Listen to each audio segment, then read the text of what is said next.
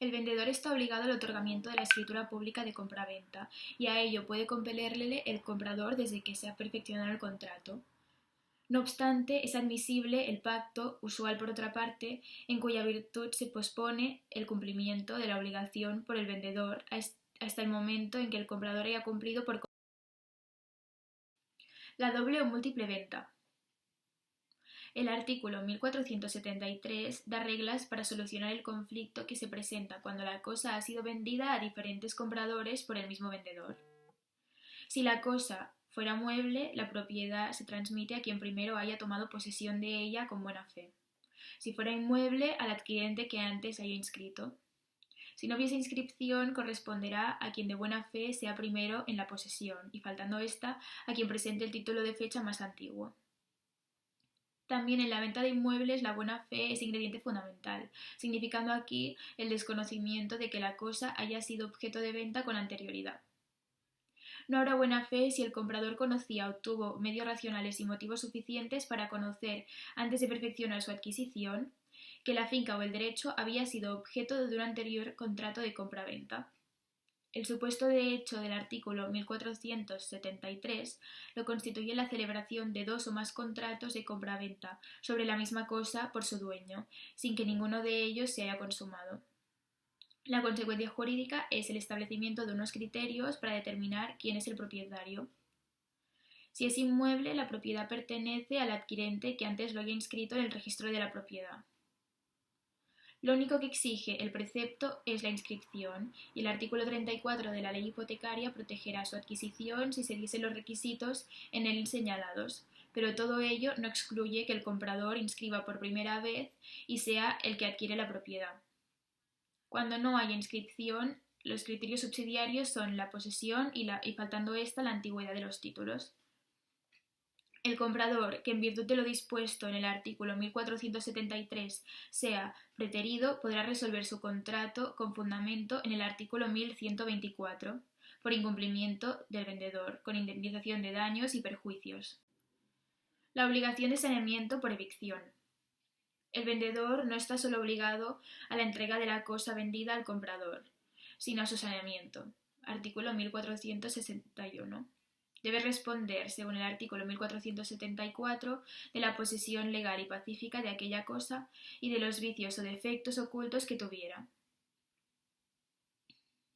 Tendrá lugar la evicción cuando se prive al comprador, por sentencia firme y en virtud de un derecho anterior a la compra, de todo o parte de la cosa comprada. Artículo 1475, parte 1. La privación ha de ser de todo o parte de la cosa y en virtud de un derecho anterior a la compra, y debe de afectar a su derecho de dominio. Se excluye del ámbito de la evicción la pérdida de la posesión por el ejercicio de acciones posesorias, porque en estos juicios no se ventilan nunca cuestiones relativas al derecho, sino al mantenimiento de un status quo que ha sido perturbado. La privación total o parcial de la cosa es otro de los requisitos de la evicción, que se cumple cuando el comprador se le priva de un derecho unido a la cosa. Según la sentencia de 5 de diciembre de 1985 que considera la evicción parcial si el comprador se le priva de un derecho de luces y vistas. Para que el comprador pueda proceder por evicción contra el vendedor es requisito indispensable que a éste se le haya notificado la demanda. Artículo 1481. La notificación de la demanda del vendedor ha de ser pedida por el comprador demandado al órgano judicial dentro del periodo que señale para contestar a la demanda. La obligación de responder por evicción no es esencial a la compraventa, sino natural. De ahí que sean válidos los pactos que tengan por objeto su aumento, disminución o supresión. Artículo 1475, apartado 3. La validez del pacto se subordina a que el vendedor sea de buena fe. Artículo 1476. El artículo 1478 fija las consecuencias legales de la responsabilidad por evicción.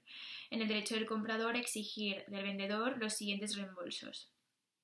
El precio que tuviera la cosa vendida al tiempo de la evicción, sea mayor o menor que el tiempo de la venta. Los frutos o rendimientos, si se lo hubiera obligado a entregarlos al que lo haya vencido en juicio. Las costas del pleito que hayan motivado la evicción y, en su caso, las del seguido contra el vendedor para el saneamiento. Y los gastos del contrato si los hubiese pagado el comprador.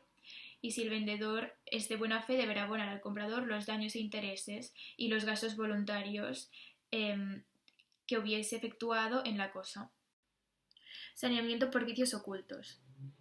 El vendedor responde por vicios ocultos de la cosa cuando la hagan impropia para el uso a que se destinan, o disminuyan de tal modo este uso que de haberlos conocido el comprador no la habría adquirido o habría dado menos precio por ella. Artículo 1484. No se trata de que la cosa sea inútil para todo uso, sino para el que motivó su adquisición, debiendo entenderse que fue comprada para aplicarla al uso más conforme con su naturaleza y más en armonía a la actividad a la que se dedica el adquirente, si nada se hubiese pactado sobre su destino. Para que tenga trascendencia anulatoria ha de ser excusable.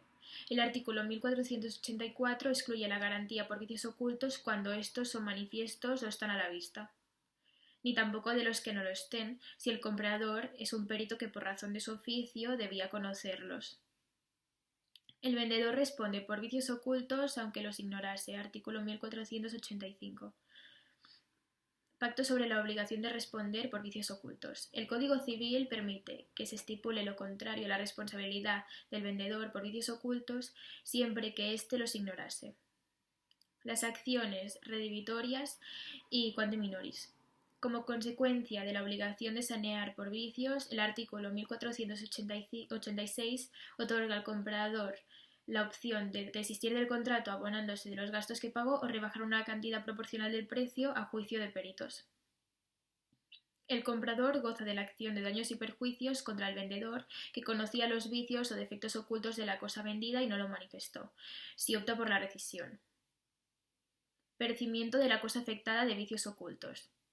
El artículo 1484 regula el supuesto de que la cosa vendida se perdiera por defecto, o sea, por efecto de los vicios ocultos, y distingue según que los conociese el vendedor o los ignorase.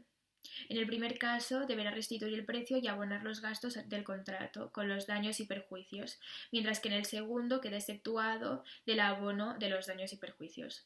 El artículo 1488 habla de un vendedor de mala fe, mientras que los anteriores de un vendedor que conocía los vicios y no los manifiesta. Pero todos ellos se refieren al vendedor de mala fe. Plazo de ejercicio de las acciones. Dispone el artículo 1490 que las acciones que emanen de lo dispuesto en los 5 artículos precedentes se extinguirán a los 6 meses, contando desde la entrega de la cosa vendida. La jurisprudencia se inclina por considerarlo de caducidad. Obligaciones del comprador. El comprador está obligado a pagar el precio de la cosa vendida en el tiempo y lugar fijados en el contrato. Si no se hubieran fijado, deberá hacerse el pago en el tiempo y lugar en el que se haga la entrega de la cosa vendida. El pago de intereses del precio aplazado.